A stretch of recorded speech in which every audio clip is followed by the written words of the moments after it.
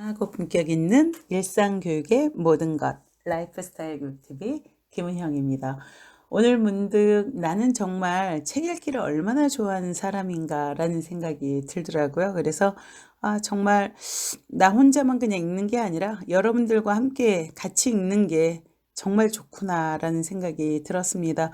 다른 채널의 북튜브를 들어보니까 처음부터 구독과 좋아요 눌러주시고 공유해 주세요 라고 이야기를 하고 있더라고요. 그래서 처음엔 이래도 돼? 라고 생각을 했는데 사실은 그게 맞지 않나 싶어요. 왜냐하면 내가 읽는 좋은 책을 다른 사람과 더 많이 함께 하고 싶은 마음, 그 진정성을 제가 이제 조금 비로소 깨닫게 되는 것 같습니다. 우리 산림출판사에서 나온 시모주 아키코의 가족이라는 병 책을 같이 읽고 있는데요. 여러분 책을 좀 꼭 사보세요. 왜냐하면 제 호흡으로 읽는 것과 여러분들이 직접 읽는 건 좀 다르고 저희가 읽어드릴 수 있는 것도 아주 일부분에 지나지 않아요. 그래서 여러분들이 전체 책의 맥락을 저의 관점으로 들어보시고 같이 공유하시는 것도 좋지만 직접 책을 읽으시면서 본인의 호흡으로 또한 맥락을 이어가는 것 또한 굉장히 중요하다고 생각을 합니다. 그래서 이 가족이라는 병 책 저와 함께 읽으시고 직접 구입해서 일독하시기를 권해드립니다. 자, 그러면 시모주 아키코의 가족이라는 병 세 번째 시간 같이 한번 읽어보도록 하겠습니다. 가족에게 버려져야 평안을 얻는 사람들. 전 시간에도 아이들이 이 가족으로부터 폭력을 당하거나 학대를 받는 아이들은 그 기숙사랄지 아니면 청소년 쉼터 등을 통해서 가족과 분리하는 게 굉장히 중요하다고 말씀을 드렸었습니다. 이제 같이 읽어볼까요? 행복한 가족이란 어떤 가족을 말하는 것일까? 부모와 형제가 다투는 일 없이 사이좋고 평화롭게 서로를 이해하며 사는 가족, 경제적으로 웬만큼 풍족하고 건강해서 다른 사람들이 부러워하는 만약 그런 가족이 현실적으로 존재한다면 오히려 섬뜩할 것 같다. 가족은 가장 가까이에 있기에 늘 마음이 쓰이는 존재다. 서로 다투거나 싸우기도 하고 가치관과 성격도 다 다르다. 그러니 충돌하는 일도 많고 한 번 갈등이 불거지면 해결의 실마리를 찾는 것도 좀처럼 쉽지 않다. 그래서 서로 양보하고 허용할 수 있느냐 없느냐가 중요한 것이다.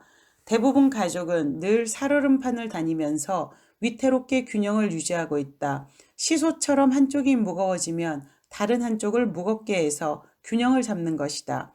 그러니 가족 사이가 원만하지 못하더라도 자신에게 정직하게 사는 사람의 행복도가 더 높지 않을까? 반려가 대학에서 가르친 학생 중에 신문기자가 된 여학생이 있다. 이 반려하니까 자꾸만 반려견 반려묘가 생각이 나서 네, 그 남편이라는 생각이 잘 들지가 않네요. 이게 아마 우리의 언어적 습관 때문일 거예요. 어쨌든 반려가 대학에서 가르친 학생 중에 신문기자가 된 여학생이 있다. 그녀는 요코하마의 고토부키초 같은 도야가이, 여기서 도야가이는요, 일용 노동자들이 모여 사는 동네를 말한다고 하고, 요코하마의 고토부키초, 오사카의 아이린지구, 도쿄의 사냐 등이 유명하다고 합니다. 그러니까 일용 노동자들이 모여 사는 동네이다 보니까 좀 살기가 어려울 것 같네요. 그녀는 요코하마의 고토부키초 같은 도야가이를 취재하다가 그 동네에 사는 노숙자 아저씨들과 친해졌다. 지금도 그녀가 가면 동네 아저씨들이 따뜻하게 맞아준다. 그녀가 우울증으로 힘들었을 때에도 큰 힘이 되어주었다고 한다. 그들은 가족을 버리고 집에서 나온 사람들이다. 최저 생활을 하면서도 신문을 빠짐없이 읽고 책을 좋아하고 글을 쓰는 사람도 있다. 언젠가는 아사히 신문에 늘 시를 투고하는 시인이 있었는데 그 사람이 도야가이에 사는 사람이라는 것이 밝혀져 논픽션으로 다뤄진 적도 있었다. 나도 그 사람의 시를 좋아했는데 정작 사람을 찾을 수는 없었다. 세상에 얼굴을 드러내고 싶지 않아 몸을 숨긴 것이리라. 조금 전에 제가 이 고토부키초 이야기하면서 이 일용 노동자들이 사는 동네라고 말씀을 드리면서 살기가 어렵겠네요 라고 말씀드렸잖아요. 이거야말로 저의 얼마나 심각한 편견인가가 딱 나타나죠. 이 사람들은 그런 삶을 선택한 거지 가난한 사람들이 아닌 거죠. 가난과 선택한 삶의 스타일은 다릅니다. 여러분. 그는 소리 없이 사는 인생을 택한 사람이다. 과거에 어떤 일이 있었는지는 알 수 없다. 어떤 고통과 슬픔을 겪었을 텐데 가족의 힘으로 치유되기는커녕 오히려 가족 때문에 도졌을 것이다. 그래서 마지막으로 가족을 버린다는 결단을 내렸던 게 아닐까. 아니면 가족에게서 버려지고 나서야 간신히 평안을 얻었는지도 모르겠다.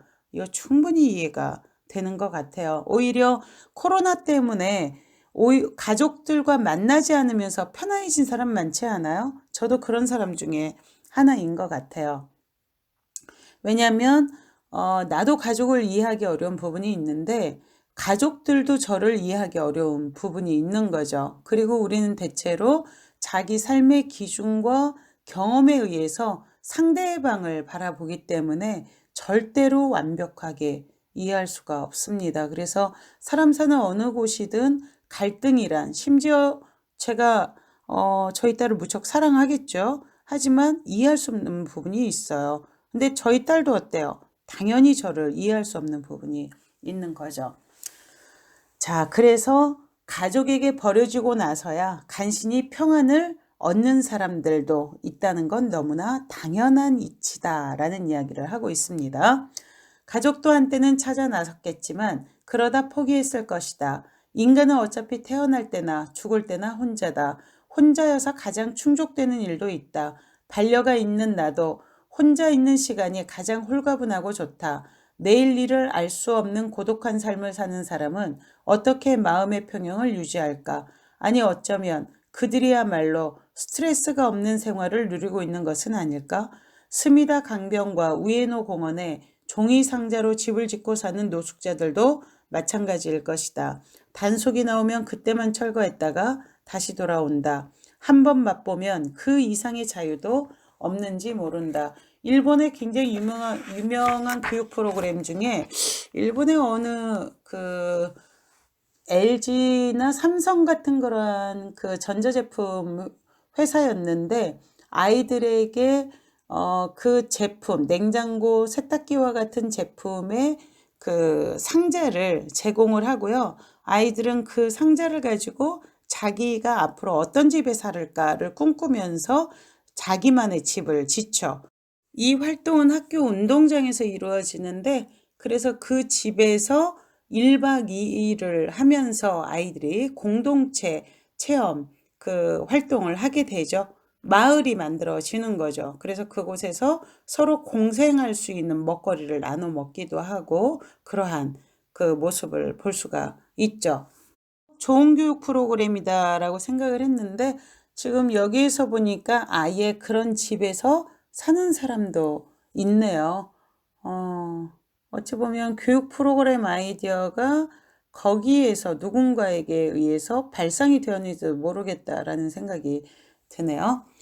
내가 사는 도심에 아파트 옆에는 조그만 공원이 있다. 그 공원 벤치를 노숙자 아저씨가 차지하고 있다. 벚꽃 피는 계절이면 꽃그늘 아래에서 술을 마신다.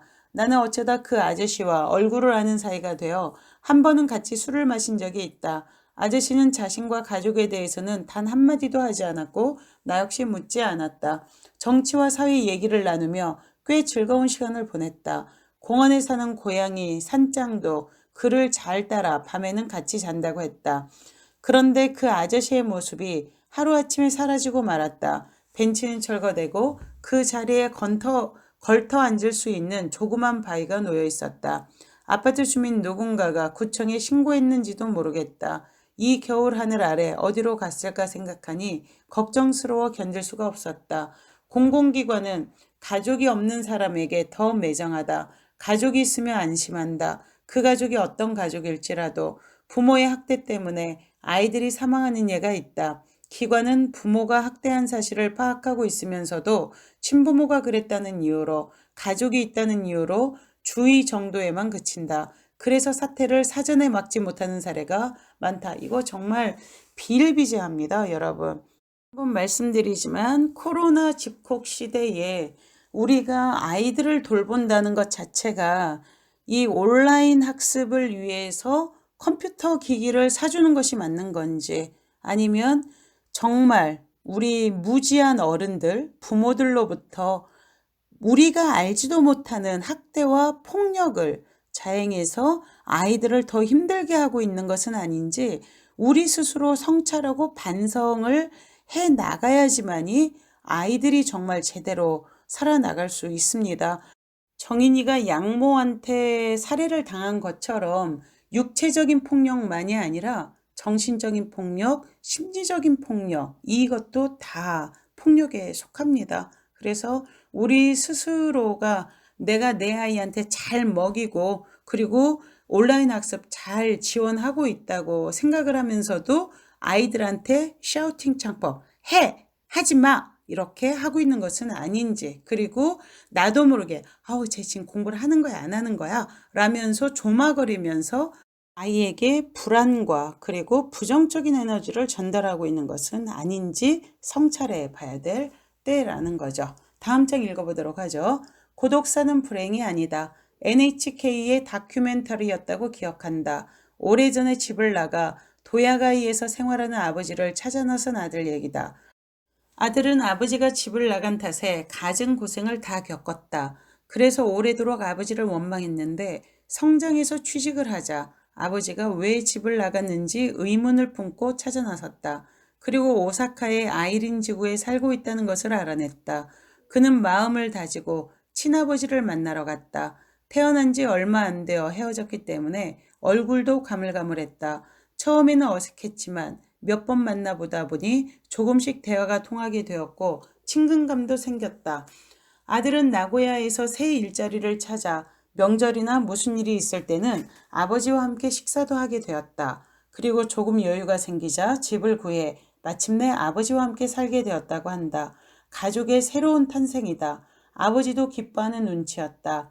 이 가족의 경우는 아들이 먼저 아버지에 대해 알려고 했다. 그것이 아버지를 찾아 나서는 행동으로 이어졌고, 그렇게 찾은 아버지와 시간을 두고 대화를 나누다 함께 살자는 결론에 이르렀다. 오래전에 헤어져 얼굴조차 제대로 모르는 아버지와 아들이 서로의 마음을 고이고이 키워 가족으로 재탄생한 것이다. 그러니 마음이 우선하면 가족이라는 틀이 뒤따라온다 할 수 있다. 마음이 이어져 있지 않으면 가족이 아니다. 마음이 먼저 있고 그 다음 가족이라는 틀을 만들어 가야 진정한 가족이라 할 수 있지 않을까? DNA 따위는 그렇게 중요하지 않다. 원래 낳아준 부모가 아니라 키워준 부모가 진정한 부모라고 하는 이야기와 사실은 맥락이 같다고 볼 수가 있죠.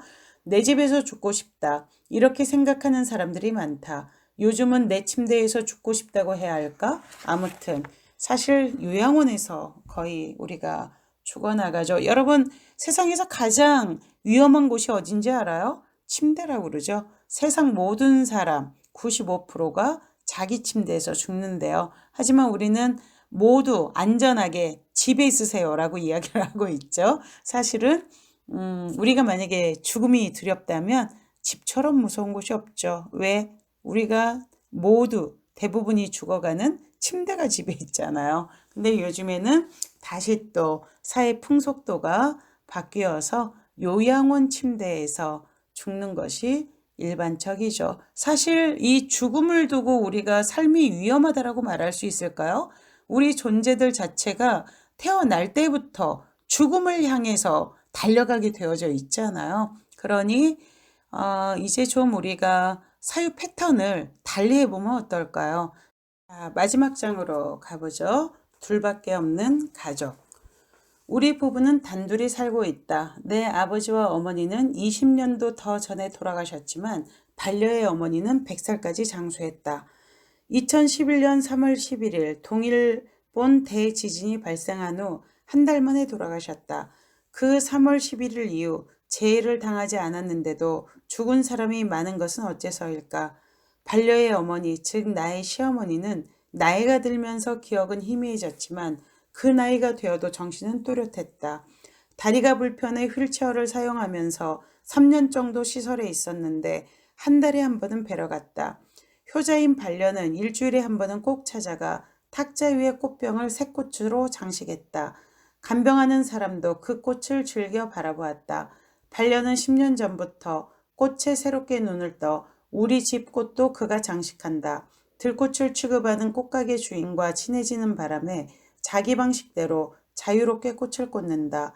그런데 의외로 감각이 좋다. 내가 말하자니 못하지만 때로는 우와 싶을 정도로 꽃들의 조화가 아름답다. 수반이나 꽃병 같은 것들은 내가 전에 취미로 모은 것이지만 반려는 누나 둘의 동생이 하나인 사남매다. 남자는 그뿐이다. 과거에는 정월 초이틀이 되면 반드시 시댁을 찾았다.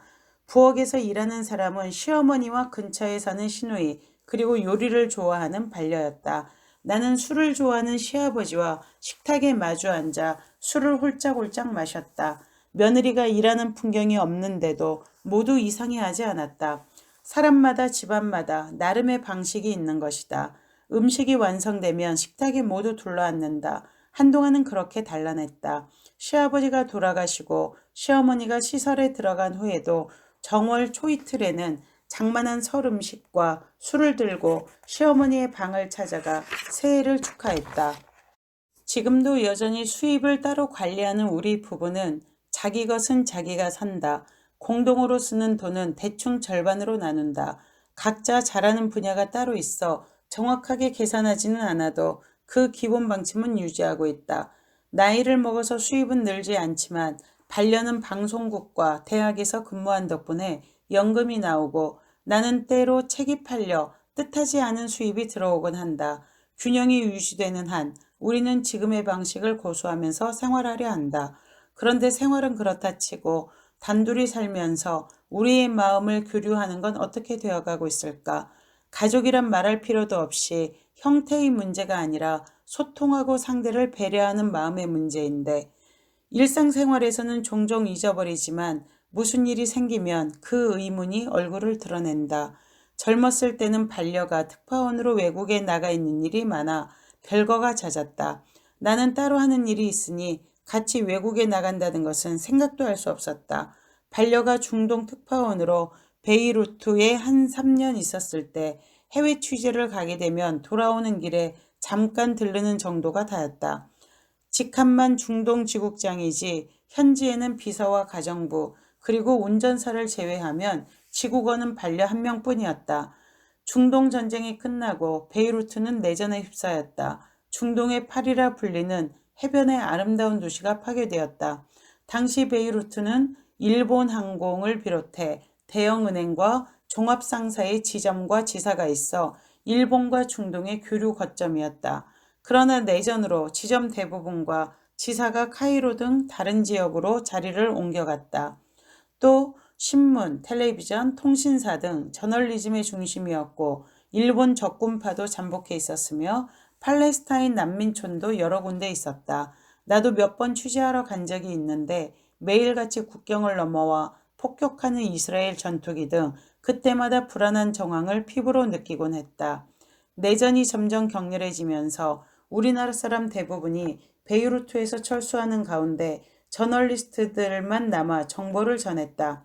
비행장은 봉쇄되었고 배는 운항을 중지했다. 한때는 반려와 소식도 닿지 않았다. 근무처인 텔레비전 방송국에 문의해봐도 행방을 알 수 없다는 대답뿐이라 불안한 나날이 계속되었다. 한참이 지나 방송국으로부터 키프로스의 니코시아로 향하는 배를 타고 무사히 피난했다는 소식이 전해졌고 체류하는 호텔의 전화번호도 알게 되었다. 곧바로 전화를 걸었지만 연결되지 않았다. 몇 번을 계속해서 걸어 겨우 연결되었을 때의 반가움과 안도감이란 뭐로 말로 표현할 수 없었다. 죽었을지도 모른다는 각오까지 있기 때문에 왠지 맥이 쭉 빠졌다. 그런데 왜 전화가 연결되지 않았을까? 그쪽에서도 내게 연락을 취하려고 전화를 계속 걸었기 때문에 통화 중이었던 것이다. 서로가 상대방에게 전화를 걸었다는 얘기다. 마음이 통했다고 생각했다. 일종의 감동이 밀려왔다. 가족으로서의 나와 반려가 이어진 한순간이었는지도 모르겠다. 충분히 이해가 되죠. 그 후 지국은 카이로로 옮겨갔다. 나도 여행기를 쓰기 위해 반년 동안 카이로에서 생활하기로 했다. 그 반년이 우리가 가족으로서의 토대를 다진 시간이었다. 반년은 프로듀서 겸 디렉터로, 나 또한 리포터로 촬영 기사를 고용해서 몇 번이나 프로그램을 만들었고 그 영상들을 일본으로 보냈다. 그 반년 동안에는 우리도 일반적인 부부 같았다고 할 수 있을 것이다. 귀국하자 다시 일상이 시작되었다. 50살이 정년이어서 반년은 방송국을 그만두고 독립해 친구와 함께 뉴스를 전문으로 하는 회사를 차리겠다고 했다. 베를린의 장벽이 무너지고 루마니아를 비롯한 독재 국가에도 커다란 변화의 물결이 있었다. 소비에트 연방도 붕괴하면서 냉전이 종식되었다. 세계가 변화의 갈림길에 선 시기, 국제적으로 뉴스거리가 끊이지 않았다. 반려는 각지를 돌아다니며 엉덩이 한번 붙일 새 없이 취재를 계속했다. 나는 나대로 글 쓸 일이 많아졌다. 논픽션을 쓰기 위해서 장기간 취재 활동을 다녔다. 마주보고 밥을 먹는 일조차 거의 없었다. 그런 와중이던 어느 해 연말, 둘 다 시간이 나서 지인의 여행사에서 추천하는 하와이의 마우이 섬으로 닷새간 여행을 떠나기로 했다. 하와이에는 조금도 관심이 없었는데 크리스마스 시즌에다 연말이라 취소된 항공편이 있는 곳은 하와이밖에 없었다.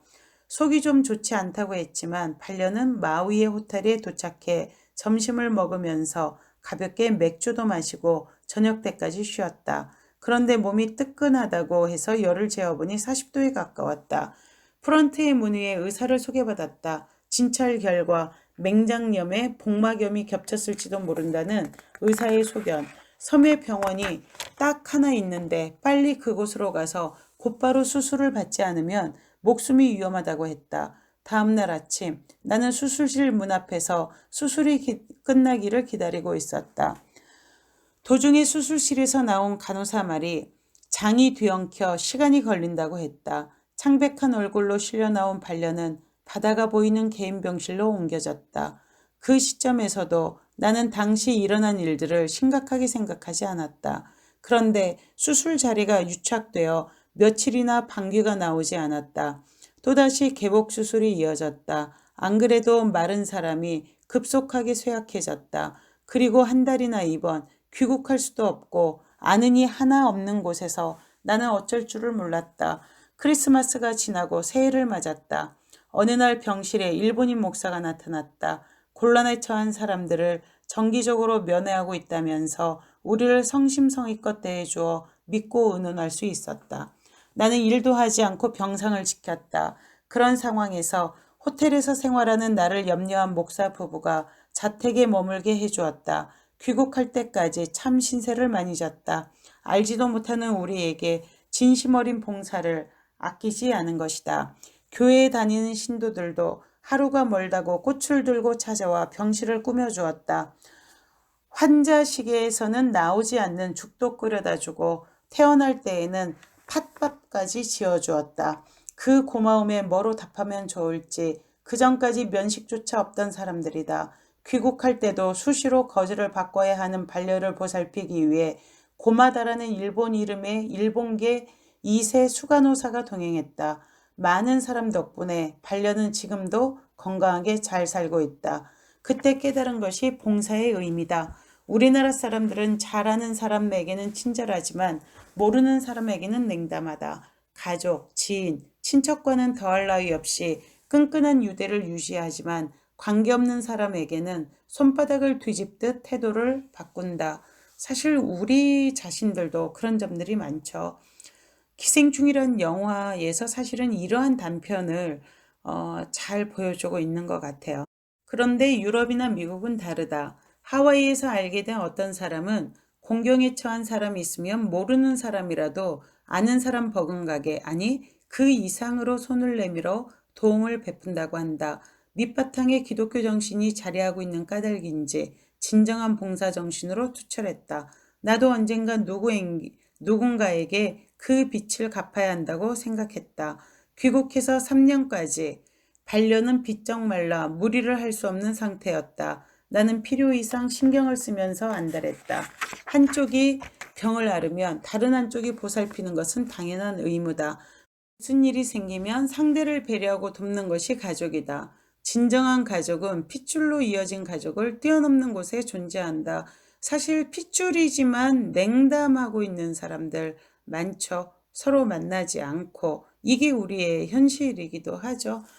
가족은 병이라는 시모주 아키코의 이야기처럼 우리가 이 가족이라는 개념의 절대와 그것은 행복이고 좋은 것이다라는 이러한 생각으로부터 일단은 가족 구성원인 내가 가족들에게 유익한 존재인가, 이를테면 내가 부모라면 아이들에게 유익한 부모인가, 좋은 부모인가를 다시 한번 성찰해 봐야 될 시점인 것 같습니다. 그러한 상황에서는 자기를 비평적으로 정말 좀 아프게 들여다보고 나는 무엇이고 또 나는 그들에게 어떠한 영향력을 주고 있는지에 대해서도 다시 한번 살펴봐야 될 시점이 아닌가 싶습니다. 다시 한번 코로나 시기에 우리가 집콕을 하고 있는데 집과 부모가 아이들에게 안전한지, 나는 아이들에게 안전하고 사랑 넘치는 존재인지, 그래서 우리 집은 정말 충만한 사랑으로 넘치는 아이들에게 안전한 곳인지를 다시 한번 묻고 스스로 대답해야 될 시점이 아닌가 싶습니다. 오늘도 여러분들 유익하셨어요? 같이 함께 많은 분들과 공유해 주시면 지금 우리가 시모주 아키코가 제안하는 가족에 대한 새로운 생각들, 그리고 또 제가 함께 나눠드린 이러한 교육에 있어서의 부모의 역할에 대한 새로운 생각들, 이러한 것들이 좀 더 널리 퍼져서 우리가 적어도 자기 자신을 성찰하는 사람들이 많은 조금 더 성숙한 사회로 발전하지 않을까 싶은 생각이 듭니다. 구독과 좋아요 힘차게 누르시고 다음 시간에 뵙겠습니다. 라이프스타일 교육TV 김은영이었습니다. 빠이.